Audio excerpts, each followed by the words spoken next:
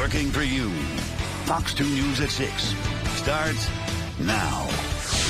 For the first time in history, a former U.S. president is charged with a slew of federal crimes. Donald Trump appearing in court today pleading not guilty to 37 counts related to mishandling classified documents. Trump is accused of stashing boxes of sensitive documents at his Mar-a-Lago estate in Palm Beach. He's charged with violating the Espionage Act, obstruction of justice, willful retention of national security information, and more. Now, Trump denies any wrongdoing, and at his arraignment in Miami today, he didn't speak, but afterwards, he made a stop at a Cuban restaurant and had plenty to say to his supporters.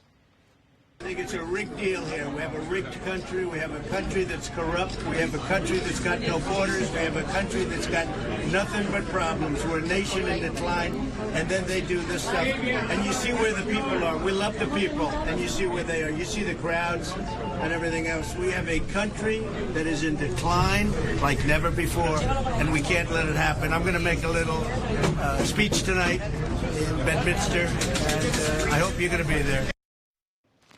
If convicted on all counts, Trump could face decades in jail and millions of dollars in fines. So how could this case impact Trump's presidential campaign? He said that even if he is convicted, it won't stop him from running. Fox News' Brandon Hudson has more on what this all means for voters, Brandon. Well, Taryn Roop, I have the indictment in one hand, and thanks to Attorney Todd Perkins and his team, I have the notes on how this case might go. We want to know why this should matter to our viewers, who are the voters, some of which who support Donald Trump. Todd Perkins says that Trump's case impacts how America is viewed by the rest of the world on an economic level. And for a country with a reputation for being one of the most powerful, to have a former president face some serious federal charges, that is not a good look. This indictment is different than most indictments. While former President Donald Trump appeared in federal court, we've sat down with attorney Todd Perkins about this historic case. While Perkins has no connection to this indictment, we asked him to break down this remarkable moment. You look at some of the things that are inside of this indictment are damning. And a lot of it comes from the mouth of our former president, Donald Trump. As Perkins showed us the copy of the indictment, he explained prosecutors put more factual information in this paperwork than most indictments. It indicates the seriousness of these charges, which Perkins says have international implications on security. For Trump's attorneys, Perkins says the initial defense will cover whether Trump had knowledge of the documents being classified. He's also going to say that I didn't necessarily bring these boxes or move these boxes around. I think there's going to be other information and other witnesses to say differently. He is going to say that, he's always going to use the imprimatur of some Americans don't like me. Speaking of playing up the politics of Trump's case, Dave Dulio, an Oakland University professor of political science, says some of Trump's Republican presidential opponents have already done that. Dulio says they're not necessarily defending Trump, but targeting the Department of Justice, who's going after the former president. If I'm Ron DeSantis, if I'm Mike Pence, even if I'm Tim Scott or Perry Johnson or whoever is running in this large number of Republican candidates, do I try to go after his fan base, Trump's fan base? And how do I do that? It's hard because they are very, very loyal. The chances are so much better for Republicans who want to move on from Trump.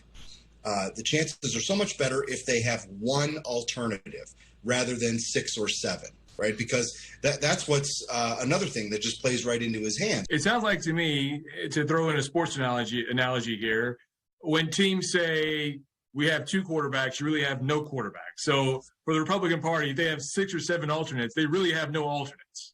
I think that's fair. I think that's a great analogy.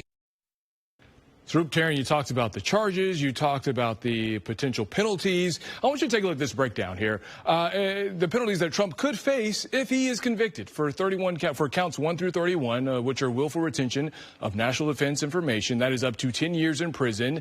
And then counts 32 through 35, which include conspiracy to obstruct justice, withholding and concealing documents. Each of those counts carries an up to 20-year sentence. And counts 36 and 37 include a scheme to conceal and false statements, those are up to 5 years in prison. Now, each of those 37 counts also involve 3-year supervised release and a possible $250,000 fine for each of those 37 counts. Yeah, I think this is it. We were just talking about this, though. A lot of people don't realize there's nothing in the Constitution that prevents somebody from running for president if they've been convicted of a felony, but that would be tough to do if you were, in fact, behind bars. Yeah, so that's never happened before. Right, unprecedented. But neither has this. A former president that's facing charges. That's never happened before either. So it is possible, and this could take years to be resolved. So we could be looking at former president becoming President Trump again, and then him having to face these kind of legal issues. So the possibilities are endless here. Yeah, and it's interesting because, you know, you'll hear the former president say, hey, Biden had some suspect boxes, more than 1,000 of them in his Delaware home. Hillary Clinton had classified documents. But the difference here is the fact that this president actually shared those documents with other people and said, hey, look what I have. Yeah. And those declassified, those documents hadn't been declassified yet. Yeah, so a lot of that is in this indictment here, where a lot of the stuff, the information in the beginning of the first 20 pages or so of this indictment is words that came from President Trump involving these classified documents. So Todd Perkins says when it comes to, if this goes to trial, you will hear a lot of the stuff that was brought forth in this indictment said in a courtroom. This is just the beginning. It is. Thanks, Brandon. Thank you, Buckle up.